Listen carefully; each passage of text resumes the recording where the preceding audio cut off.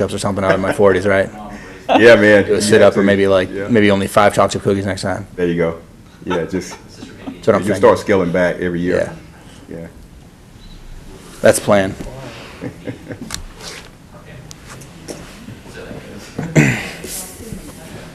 Hey guys, just a little quick announcement. The YouTube stream will start very shortly. What do you say? The YouTube stream. Okay. So we'll be live. Very shortly. I'm just letting you know. Thank I'll you. let you know when it's actually is live. Yes. Still board ready. Thank you. Always got to start off that way. All right, we're live now. Okay.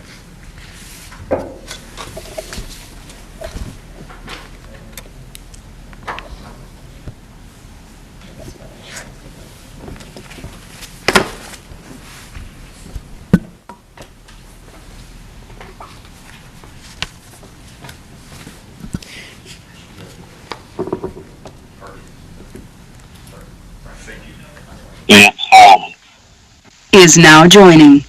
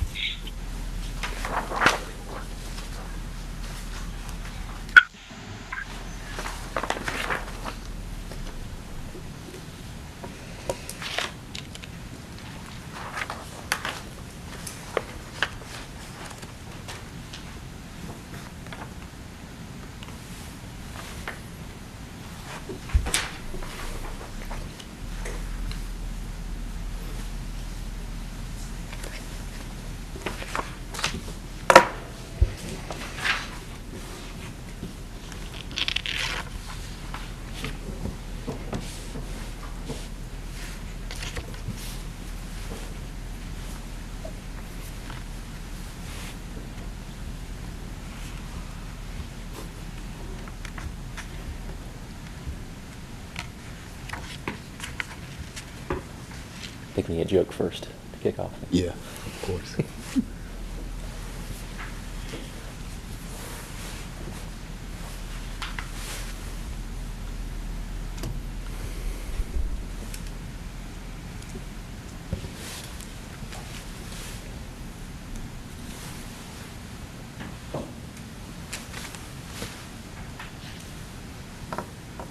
Unknown participant is now joining.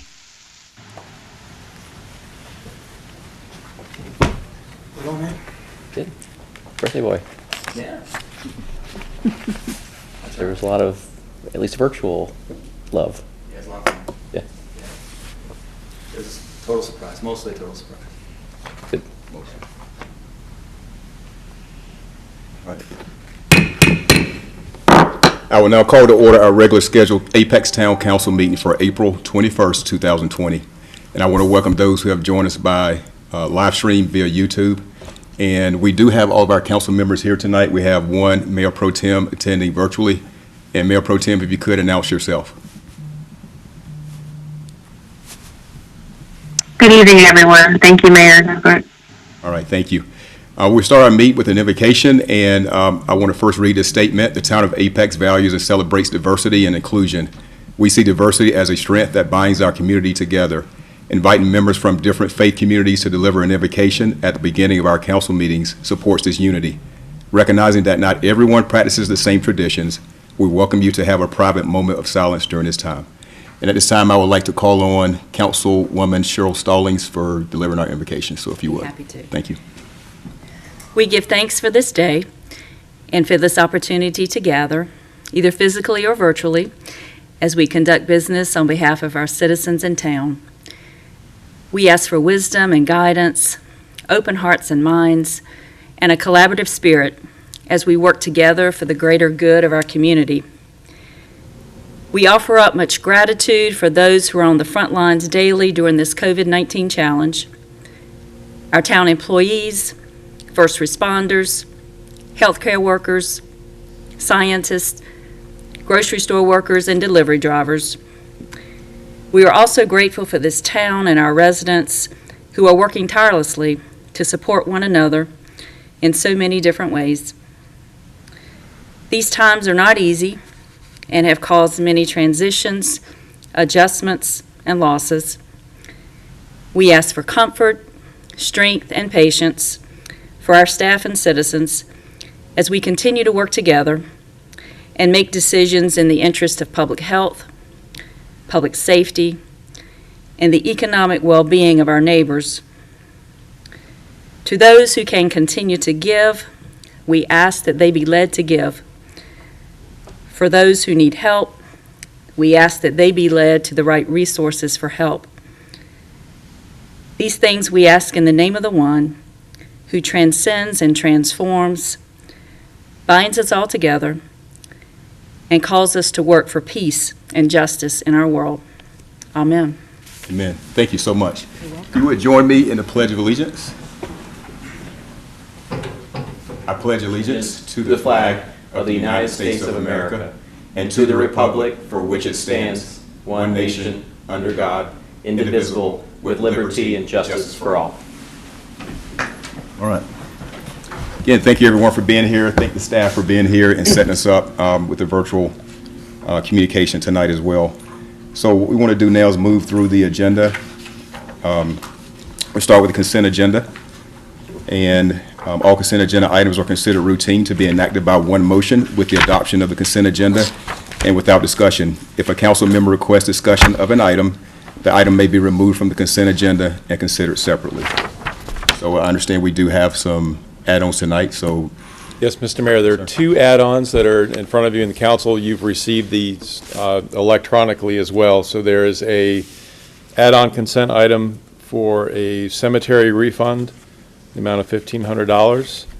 And there is an add-on consent item to approve closing parking spaces on Seaboard Street on May 2nd and May 9th to allow the farmers market to have a drive-through market. Okay. All right, so we'll add those to the consent agenda. Do we have a motion to accept those and the revision of the consent agenda? I'll make a motion to approve the consent agenda with the two add-on items. All right. Motion second. Discussion. All right. All in favor indicate by saying aye. Aye. All opposed, no. All right, that passed unanimously. Thank you. We now move to setting our meeting agenda, and you all have the agenda in front of you. Do we have anything to change on the meeting agenda tonight? Any other revisions? There's an add-on item of unfinished business. This is the emergency loan program. I'd like to have considered under unfinished business, please, Mr. Mayor. Okay. Thank you, Manager Drew. Just a quick question. There was going to be another meeting regarding this that now we're consolidating into this meeting. Is that right? No, sir. So we're having a special meeting on Monday that's been called for a public hearing to appropriate the funds for this program. Okay. This is to finalize this unfinished business item is to finalize the details of the program, but we legally can't do the public hearing tonight. Is now exiting. Okay. Okay. All right, so we have the add-on under unfinished business. Can I have a motion to add that item on? I'll make a motion with the additional item. Okay, motion? A second. All right, got a motion and a second. All right, discussion. All right, all in favor indicate by saying aye. Aye. All opposed, no. Aye. All right. All right, we have a set meeting agenda. Thank you, Mayor Pro Tem. All right, so we move down now to our public forum. And my understanding, we do not have anyone signed up to speak at public forum tonight. Is that correct, Manager Drew? That's correct, Mr. Mayor. So we have 3 opportunities for input: voicemail, email, and cognito forms, and there were no comments on any of those. Okay. All right. Thank you very much. So we'll move on down the agenda and move now to our public hearing. And we do have one item on a public hearing tonight by Vance Holloman, our Finance Director. Conduct a public hearing regarding the order authorizing $1,800,000 general obligation park and recreational facilities bonds and a possible resolution to adopt that order.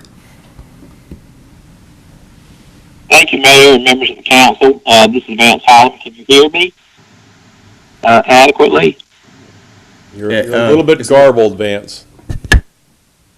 I'll try to speak more clearly. tonight, in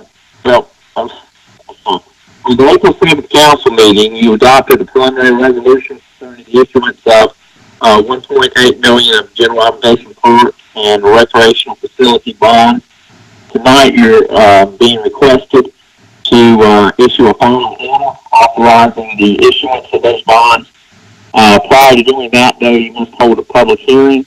Since this is a new money issue, you must hold a public hearing prior to adopting that order. There's a requirement to hold a public hearing prior to issuing. There's a requirement to hold a public hearing prior to issuing any new obligation, general obligation bonds. So the one-thirds bonds, the 1.8 million that council approved us moving forward. This is just a step in that process. Okay. To hold the public hearing, receive comment on it. The next step will be to go to LGC for approval before we actually go to the market. And bonds of any amount require that the hearing? If it's new bonds, Vance, this is just the 1.8, correct? Yes, that's correct. There is the refunding as well, but that's a refinancing. That is cleared, and then there will also be selling the remainder of the 2017 recreation bonds. But because that's already been heard and received approval, that does not require the public hearing at this point. This is just for those one-thirds bonds, which is $1.8 million, and that will go toward the recreation projects as well. Okay. Thank you, Sean. Any questions from staff? Excuse me, from council to staff on this? I'd like to make a motion to approve. A second. Oh, we got to do the public hearing. Okay. Oh, All right. public So, hearing. Okay. all right. So, if no further questions for staff, we will now open up public hearing. And do we have anyone signed up for public hearing comments? No, sir. No comments were received for the public hearing. Okay. With that being said, I'll go ahead and close public hearing, and now I will refer it to council. I'll make a motion Motion. to approve. All right. Motion to approve. Now can I second? Yeah, you can second now. Thank you.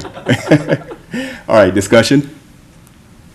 All right. All in favor indicate by saying aye. Aye. All opposed, no. Aye. All right. Thank you, Mayor Pro Tem. That passed unanimously. All right. We'll now move to unfinished business. Emergency Small Business Emergency Loan Program presented by Unknown participant is now exiting. Economic Director Joanna Helms. Is now exiting. Okay, good afternoon, everyone. I'm just going to step back for just 1 second and just make sure we're on the same page, just kind of say where we are at this point with this program. So as previously noted, on April 7th, the Town Council, you all did approve a Unknown recommendation participant is now joining. to appropriate funds to provide loans to Apex businesses that are experiencing hardships due to the COVID-19 pandemic. The recommendation was for a $1 million loan fund. At that time, the council approved a $25,000 cap per loan per business. Staff was directed to finalize the details of the loan program with a third-party administrator, and that is the North Carolina Rural Economic Development Center, or the Rural Center for short. The Rural Center, however, prefers and is more familiar with loan caps of $50,000 per loan per business.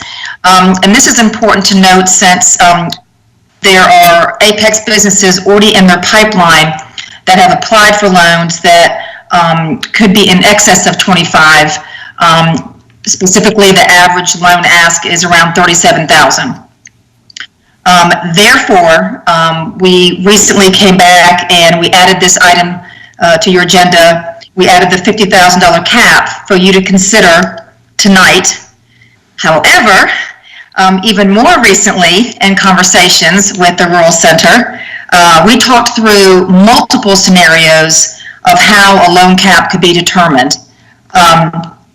Before I go any further, I think it's important to note that the Rural Center is 100% supportive of our main goal here, and that is to help as many Apex businesses as we can, as quickly as we can.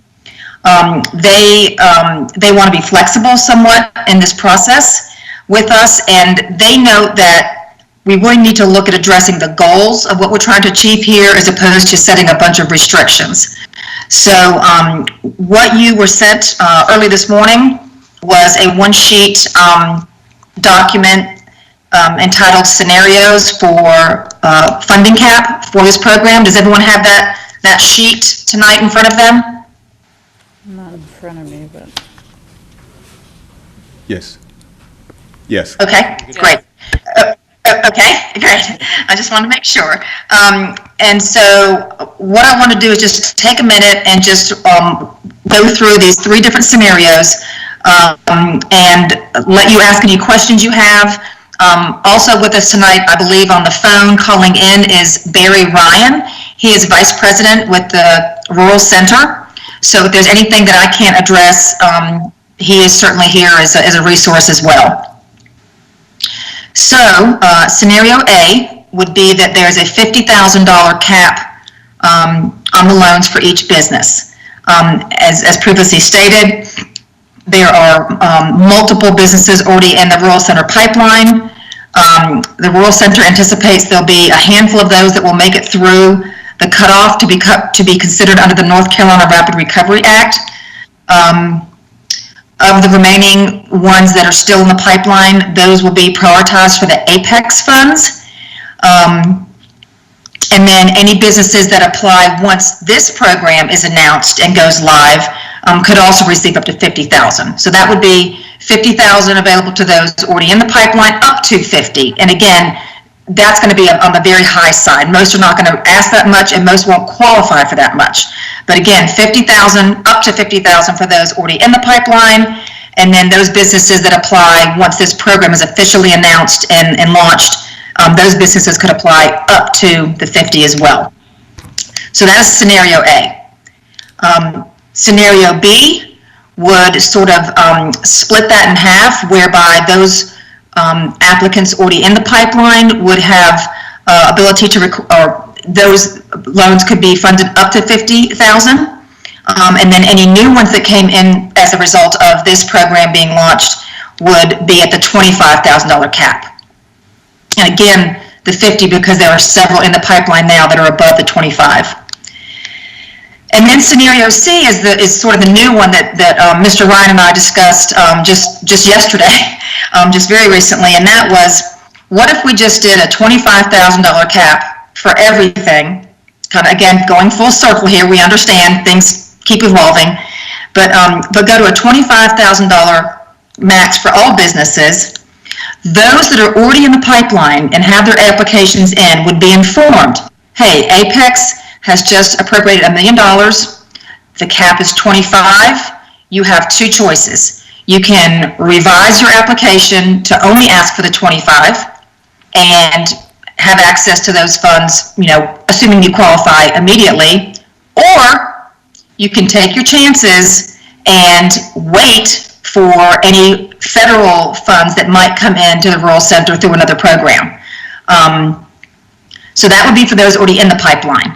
And then those new ones that are applying would just have the $25,000 cap as well. So again, those in the pipeline, if their ask was over 25, they'd be notified that there's $1 million sitting here in an Apex fund.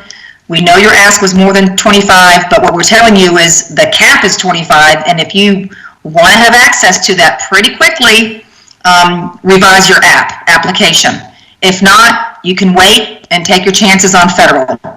And then again, the businesses that apply once this is launched officially would have that same $25,000 cap. So I'm going to stop there, and I'll be glad to address any questions or defer to Mr. Ryan if I can't help you. All right. If you have any questions, just give your name first and then ask the question. Thank you. Ms. Mayor, this is Terry. I guess I have 2 really quick questions. First, does staff have a strong preference for any of these options that you'd like to advise us on right now? And the second question is, do any of these options represent any sort of administrative friction that would perhaps delay the program or cause any other problems, or administratively, does it not matter to the Rural Center? Okay. So regarding does the staff have a preference, I don't think we really have a preference. We can see that scenario B might not be deemed as fair or as favorable, or a little bit harder to sell, if you will. Certainly scenario A, if, and this is a big if everyone was to ask for 50,000, there would be less loans to less number of businesses. Whereas at the 25,000 level, obviously more can be funded. So, but again, the rural center has made it, very clear to us that, even if your cap is at 50, that's rare that you would get there. There might be just, one or two, but the average that they're seeing right now is more like 37. So that's my answer to that part. The second part is I don't believe there's any administrative hardship or situation that would cause either one of these, any of these three scenarios to make it more difficult or more time consuming to process. Hey, Joanna, this is Brett. Are the terms of the NC Rapid Recovery Program similar to our terms in our program? I believe so, but I'd like to ask Mr. Ryan if he could answer that question. Sure. Good afternoon, everyone. This is Barry Ryan. I serve as Vice President with the North Carolina Rural Center. Can you hear me okay? Yes. Yes, we can. Great. So the question was about the terms, and I'll just say as a preface that we've had a really great working relationship with Joanna Helms and her team, so a big thank you just in the conversations we've had leading up to this meeting. And so we've been working diligently with Joanna and her staff to bring these terms to where they line up.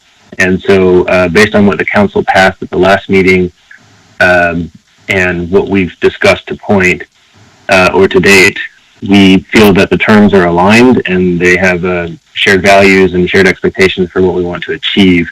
If there's a specific question, I'd be happy to answer it, but I would just say that we've been working behind the scenes pretty diligently to get those terms lined up.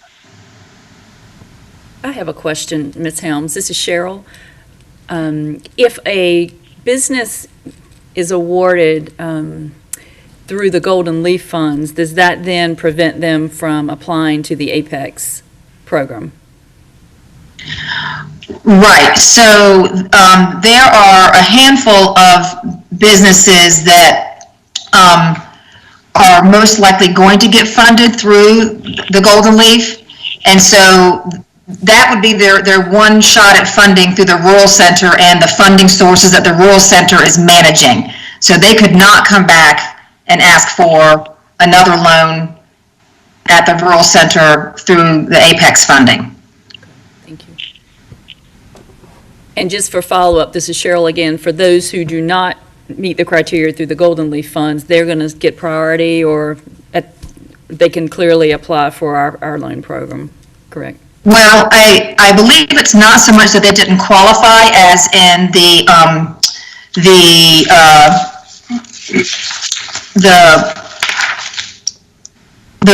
Rural Center received more applications, or they received applications in excess of what the current funding was. So at some point they kind of had to cut it off. So it's not that these other businesses that are from Apex or anywhere else didn't qualify, quote unquote. It's just that the funding that was received, the amount of applications far exceeded that. So they had to sort of, kind of stop the application process and just look at what they had in the pipeline and those that might, go through the process of being reviewed. I will say, however, if you go to that website, you can still apply. And if a second round of funding comes in, then those applications would be considered for that new funding source. Thank you. So I'll just add to my colleagues, like the difference here is the Golden Leaf program, I believe, was at 25, and it went out the door pretty quick. And I'm just looked on the internet really quick. They're talking about tripling that to another 75. That's for all of North Carolina, though. So that's a big asset to all the small business owners, a tool that they can use to try to get through this period. And obviously, people in Apex could apply for that. What we're doing here, what we're talking about doing, is having a pot of money just for our town. So that would greatly expand the odds that a member or a small business owner could get one of these loans, which is in our interest to do.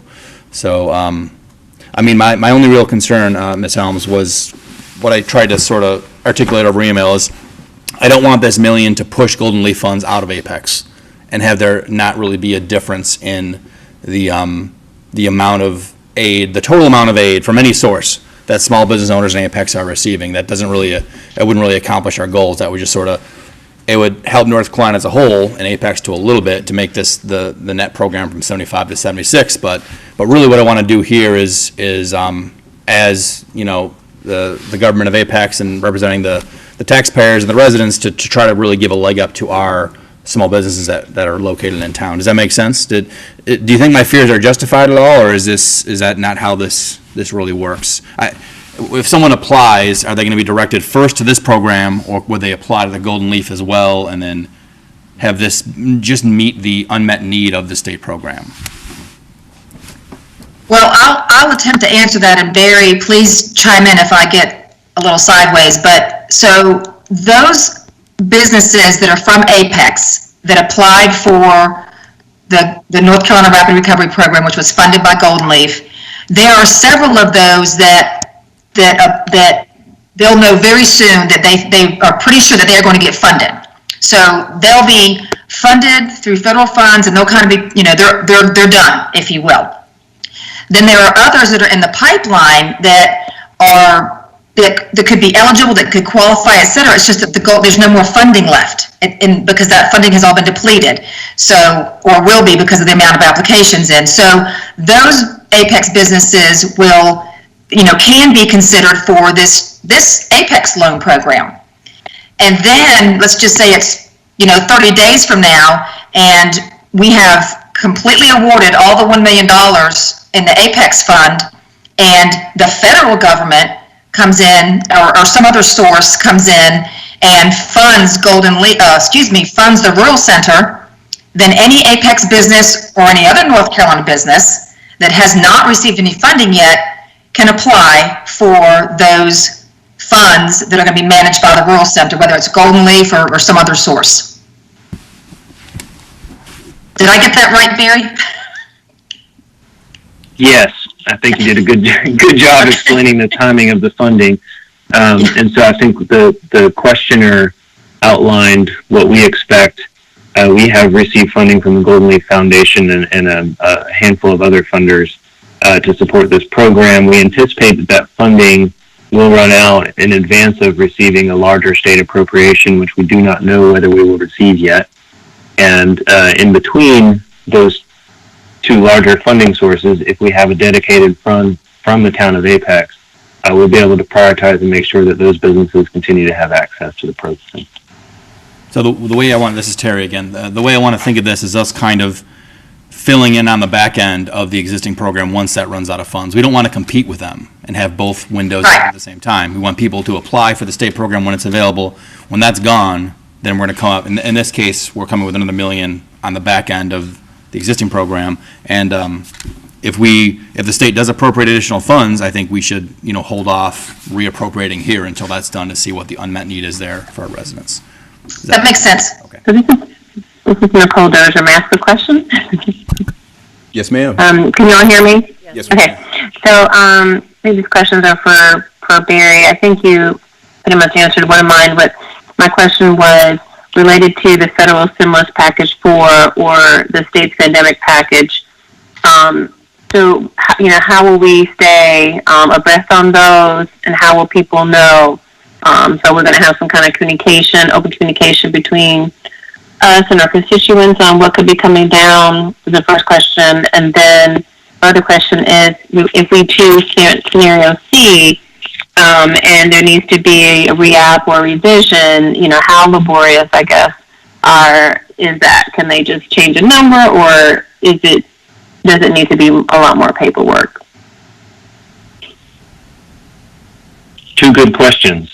So the first, in terms of keeping folks abreast of other funding opportunities, I'd be happy to work with Joanna to make sure that we're sharing any intel that we have or information that we have about future funding or other programs that are coming available to small businesses. And so we've talked about the town making an announcement and putting content on its website, so we can certainly make a place on that page or elsewhere where we can make that information available as well. In terms of our program and the presentation to the borrower, it's relatively seamless between the Golden Leaf funding, the Town of Apex funding, and then if we do receive state funding, how they would perceive the program. But for if we do put this restriction that we're just discussing about limiting the Town of Apex funds to $25,000, for those folks who fall in that gap and we want to offer them this funding, but it would come with that cap, we would just amend their application. So wouldn't require them to reapply, wouldn't require them to go through an additional process. We would just pick it up at the point of underwriting, contact the borrower, and say we have this special appropriation from the Town of Apex, and the one limitation is that we're trying to spread it out to as many businesses as possible. So we've set a loan cap at 25. Would you like to apply for the $25,000, or would you like to hold your place in line for a larger amount if additional funding comes online? So that would be at the choice of the business, and we would proceed based on their preference. Does that answer your question? Thank you, Barry. Yes, thank you so much. All right. Any other questions from council to Ms. Helms or Mr. Ryan? All right. Well, I guess we're looking for some guidance. We have 3 different scenarios. Is that what we're doing? We're selecting the scenario to move forward with? Or are we selecting a scenario to move forward with? Is that what we're doing? Yes, please. Okay. All right. So any discussion? This is Audra. My preference is for scenario A. Me too. Me as well. I was going to explain why, but it sounds like we're all on board here. Go ahead. If you want. Sure. I mean, I've listening to the discussion, the advice from staff. Option B, which involves the mixed amounts depending on when you apply, I agree that the fairness issue there is kind of a showstopper for me. I'd rather go with the 50 or the 25. People who just didn't know or didn't apply in time get less. I think that'll be surprising. Might cause some, some people might get upset about it, and it fundamentally is not a fair way to do it. So I'd rather go with A or C. Between the two, option C almost sounds like there's a gambling aspect to it, where people have to sort of make a choice, roll the dice as to whether, the 25 is good enough, or they can maybe wait and hold out for the 50. And I don't like putting people in that situation. I think the advantage of scenario C from our perspective is to let us serve more people, which is a good thing. But given how we're kind of asking people in that sort of gap to roll the dice, I'd rather just put more money into the program if it really comes down to people serving more people, because we have this limit. So that's why by process of elimination, my preference is A. Okay. And given that the average ask is 37, that's why I think A would be appropriate. Mm-hmm. Okay. Any other comments? Mayor Pro Tem, do you have anything else? I'm having trouble hearing. I heard Terry kind of run through the process of elimination, but I didn't hear the last thing he said, and I couldn't hear what Cheryl said either. Okay. Mayor Pro Tem, this is Cheryl. What I said is, given that the average ask is about $37,000, that's why I thought I would agree that the A scenario would be better, because that's a $50,000 cap. Mm-hmm. Okay. Yeah. Okay. Thank you. Yes. Thanks, Mayor Gilbert. I do agree that B doesn't feel right, and I think D may not kind of get where we're trying to go. Could be a little bit confusing for people. I think that A kind of just more clear to me. Okay. That would be my preference. All right. Thank you for that. All right. Is there a motion? Thank you. Make a motion that we go with scenario A. All right. There's a motion for scenario A. Second. We got a second. Discussion? I think I'd like to chime in a little bit. Ms. Helms, I think that I hope that this program will not only help current businesses in Apex, but I hope that we can use this to advertise to future businesses too, that we're willing to try to help out our businesses in a time of need, and hopefully that when they think about coming here, small or large, that it'll be like, okay, well, it's evident that the town council and the town has their back, and when times can get tough like it is right now. Very good. On that point, can I ask a question? Are there other towns in the area doing this? I didn't see any, but you may know for sure. Are we the only one doing this currently? We No. got scooped by the city of Raleigh, has started talking about this last night. Even though we were a couple weeks ahead of them, they hit the news first. You guys got to start giving out press releases faster, man. It feels like. We wanted to wait for some details before we put Yeah. stuff out there, so. I think there's going to be one coming out tomorrow, actually. That's correct. And that's fine. I mean, To answer Mr. Gantt's question, or maybe just to respond to his comment, I would say that the council taking this action and being so proactive like this, I mean, it speaks volumes for your support of business. I mean, you can talk the talk all day, but you guys are really walking the walk here, and you're really putting, no pun intended, but you're putting your money where your mouth is. And so this will really behoove the town in so many ways going forward with a lot of business opportunities. And I still think that Apex was really kind of in the lead with this. Whoever got to announce it first is maybe a little bit irrelevant, but none of the other counterparts that I've talked to, none of my counterparts that I've talked to had anything in the works until they found out about what the town of Apex was doing. So All right. just know that. I'd like to add, though, when can we start writing checks? That's Soon. Soon, like next Tuesday? Next Monday night? We got a public It hearing. will have to be after the public hearing. Could we start taking applications before the public hearing? Could we announce it tomorrow and start getting people through the process, or are we going to have to wait till the money's appropriated? We are simultaneously finalizing the agreement between the town and the rural center, so I think everything will kind of come to a head in just another couple days. Okay. Thank you. And I would just like to add, Ms. Helms, this is Cheryl. Thank you so much for all of your work with this and the Rural Center. We really appreciate it. Great. But it was a group effort. All right. So this is Nicole Dozier. I appreciate all the work done on this, and really checking in with businesses. While I don't work with Barry, I do work with the Rural Center related to healthcare. So just really pleased for this partnership as well. All right. Thank you, Mayor Pro Tem. I'll go ahead and take a vote. You're welcome. You guys are ready? All right. All in favor indicate by saying aye. Aye. All opposed, no. Aye. All right. That passed unanimously. Ms. Helms, thank you so much. I know there's been a lot of input given from various people, different people, and I appreciate you doing everything to lead the way for Wake County. So kudos to you, and thank you, council, for working with this. So thank you so much. Thank you. Mr. Ryan, thank you as well. Thank you all. All right, we're one step closer. All right, we'll move down on the agenda. Last item, new business. Possible motion to approve general fund appropriations to nonprofit agencies providing a public service and a subsequent budget amendment. Assistant Town Manager Sean Purvis. Mayor, members of council, so this is in response to requests from the last council meeting to reach out to some of our partners or agencies that we support that are still providing services in the area. So what you have before you is we reached out, we support 8 other nonprofits. We had 4 that we felt were delivering essential services. We spoke with them, received some needs from them. That's what you have in front of you per your request. It's what they specifically said they could use. Unknown participant is now exiting. They won't get to hear the rest. Yeah. What they could use and the amount, I mean, they were very quick and very good about sending in, here's what we would like. We really appreciate it. They were all very appreciative and gave specifics.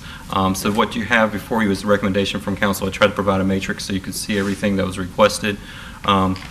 The budget amendment, it's there for you as a recommendation. We can make modifications if need be, but this is just responding to the first step in responding to what council asked for at the last meeting. It's the budget amendment would be $36,000. I'll quickly run that since there's the 4. Western Way Crisis Ministry is establishing a fund specifically in response to COVID to help those families affected. For that fund, they're asking for initial seed money of $20,000 from Apex. White Oak Foundation is $5,100. That's mainly for there's various supplies, mostly in receiving goods and then delivery of goods as they deliver food in most cases. And then Transitions Life Care was most of that was personal protective equipment as they have to go out into people's homes to help with the services they provide. And then the Safe Child was they found that, excuse me, sorry, what they really need is the ability to do the interviews that they do during the situations mobily. And this would help them do that not only during the COVID, but after. So this was their specific ask, because they had already priced out and we're trying to figure out how to do equipment for that. So that's how we came up to this amount. Here to answer any questions or any other comments that you may have, address any comments you may have. All right, any questions? All right, thank you. So this is, this is Nicole. I had a question related to Western Wake. Maybe I missed something there, but can you tell me how we arrived at that number isn't, which is less than what they asked for, I guess? I thought there was an ask that you spoke about and that we received different than this number. Ms. Dozier, and I just want Western Wake or White Oak? The White Oak is a lesser number. Western Wake, they, okay. Yeah, sorry. White Oak is okay. Yeah, I'm sorry. Western Wake, they requested 20. The White Oak is 3,000 less, and that's specifically they asked for 3,000 as stipend for volunteers. It's up to council if they want to do it. It's always kind of a gray area in terms of what we provide, so staff did not include that in the recommendation, but that's the difference. Is 3,000 from the original ask was what they labeled as 3,000 for stipends for volunteers. Okay, so is it time for me, Mayor, to speak to that, or do I need to wait? No, go for it. Thank you. Okay, so yeah, so as far as on volunteer stipends, I think that if you have folks who are people like, I don't know, people are retired or people who had some expertise that they want to bring to the table, so I think a lot of states are looking at volunteers to help get this work done and keep people safe.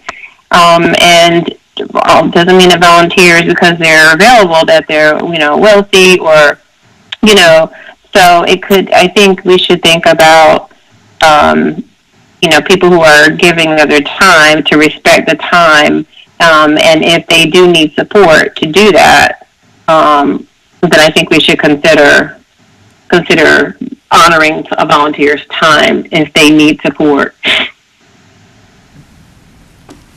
This is Audra. I would agree with you, Mayor Pro Tem. I'm fine doing the $3,000 of volunteer stipend. People need it for gas money or whatever it is. We obviously can't dictate what it's specifically going to, but I found this a worthy cause. This is Terry. I agree. I do think that us supporting stipends for volunteers is okay, especially in this time. I do have to point out, though, that, what about the other organizations here as well? Like, they didn't ask for stipends because maybe they were under the impression they wouldn't receive it. Have we in the past supported stipends for volunteers for any of these organizations, or would this be the first time? We typically don't provide stipends for volunteers. We ask for, when they apply, it's usually specifically something with a program they're providing or a specific tangible need that they have. Equipment, or with the program, there may be a service involved with that. So. And if I can chime in here. Yeah, this is Nicole.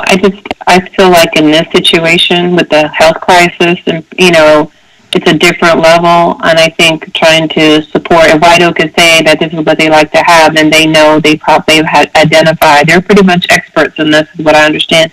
They've identified a need to provide for people who are trying to help. All right. Thank you. I know, Laura, you have a... Thank you. Hi, yes, this is Laurie, Hoey Town Attorney. I have concerns that, I'm not being heard, I'm being told.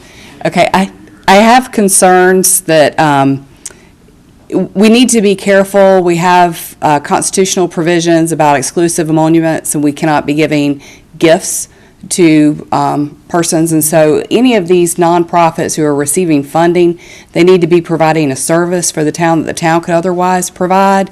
And so when you get into giving stipends to volunteers, it kind of crosses the line, in my opinion, just a little bit. Yeah, I was going to speak up if you hadn't. This is Brett. We are basically providing taxpayer money to charities in this case, and which private people can do, and I've been giving during this time because I've been worried about these charities, and so I just think, I think caution a little bit is warranted, because people can give their own money if they want, and I hope they do, and they can go to stipends or whatever the cause is. So I think it feels good to give this kind of money, and I think there's a time of need right now. I'm glad we're relooking at this, but I was not going to support the stipends personally, even before you said that, but I appreciate the input. Well, to be fair, like, if the stipend helps them get volunteers they otherwise wouldn't have been able to get, then they're able to provide a service otherwise wouldn't be provided. So I understand the concern, but I don't think it's necessarily a showstopper. I just think consider if you look at it that way, at least in my mind. But it sounds like our town attorney is concerned about that from a legal perspective. I think that's important to listen to. My biggest concern is the other organizations haven't had the chance to also get this stipend. Mm-hmm. And I believe, I don't know for a fact, does anyone know, do these other organizations also pay stipends to their volunteers? I don't know. I have no idea. That I don't know. We know that Western. I'm sorry, go ahead. We know that Western Wake has full-time employees, 4 of them. I see. So it could be going to something like that, I'm not sure. And we're not really. Can you repeat that? We know that Western Wake has 4 full-time employees. I think that was part of their paperwork that they gave us. But, and we don't know exactly where the $20,000 that they're asking for is going to be going to either. They haven't specified specifically for this COVID fund what they're going to be doing with it. So it certainly could be going to stipends as well. Like I said, I still personally don't have a problem with it. I understand your concerns. I just got a question. With these requests, is there a timeline when they can reapproach for more funding, or? This is completely up to you. As a matter of fact, one of the other recommendations I was going to have is that when you make your motion is under the assumption that we're waiving our current policy restrictions on this, because otherwise most of these would have to go get an audit, because they're going to pass even with the new policy that you just adopted tonight in your consent agenda, some of these would now require an audit. So it's our policy. That's not a legal standard on that. So it's up to you. If you want to, you can decide how you want to handle that. So no, I mean, okay. The budget will also be handling, that you'll be handling 2 days from now, and rest of this fiscal year we'll be addressing moving forward with the nonprofits. So. Okay. All right. So we got legal recommendation to not fund the stipends for volunteers, and we have council members that would like to do it. So, well, can we vote on the amendment, I guess, so we can kind of have before we vote for the whole thing, if we're going to do it this way? Sure. I just want. Mayor, I can ask another question. Yep. Yes, go ahead. So, I'm thinking, Western Wake Crisis Ministry, they have staff that they run on volunteers. We all know that. So, I imagine that all 4 of these entities are successful because they have staff and they have volunteers. And in a crisis, at all levels of government, there are things that are getting waived, understanding that this is different. And so I would hate to see that 10 volunteers who are older adults, for example, who, I don't know, maybe there's something that there's a need. I don't want to assume older adults don't have transportation. I don't want to do that. But I'm just saying that maybe there are people who have something. Maybe they have a disability and they need to be driven. I mean, maybe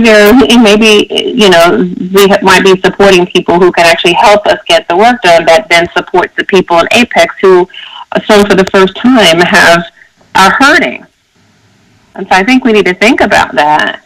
And no, I just don't know of any organization that doesn't run like this without volunteers. And since I don't have time to go and volunteer, I would like to support people who do want to.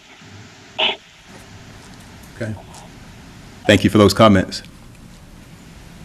Thank you. All right.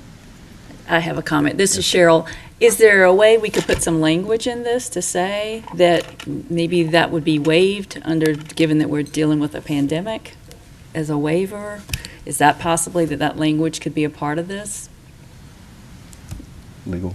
A waiver regarding the About stipends? the volunteer stipends. That's a constitutional provision in the North Carolina Constitution, and we can't waive that.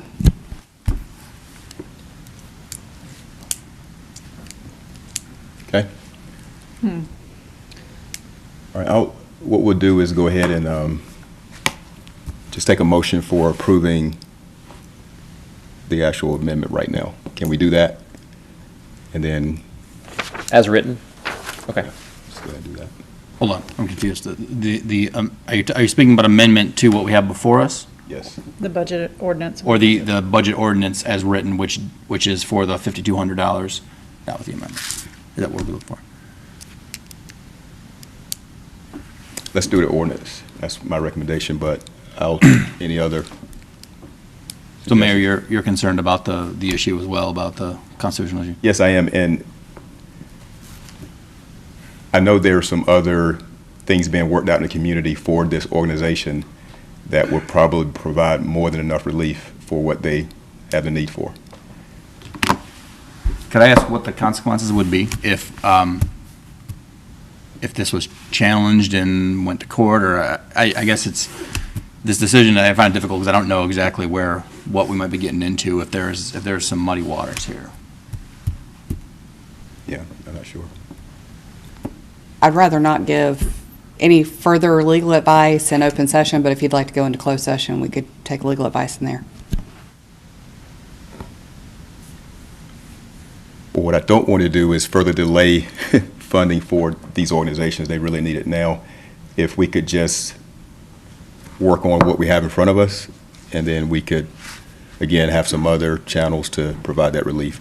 And I'm in agreement with everything presented. I mean, it's certainly something they need for operations, but I can't really reveal what's being worked on, but there's a lot of opportunities for them that's coming from the community. So I'll just leave it at that, if that's a major concern.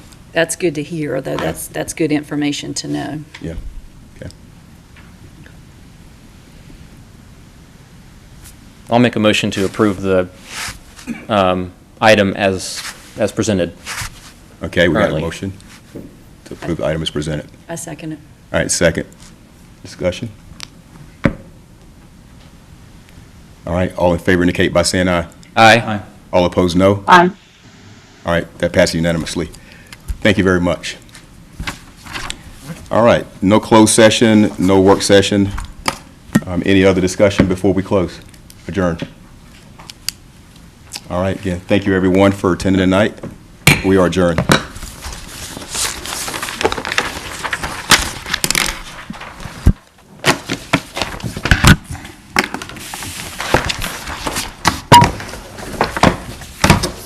Unknown participant is now exiting. Shaking hands, by the way.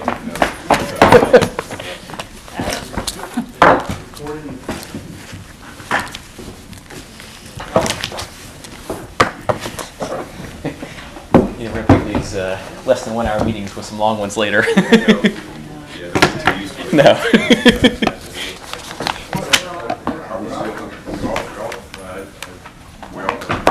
Yeah, right. Well, I just want y'all to know, they're getting a $20,000 check.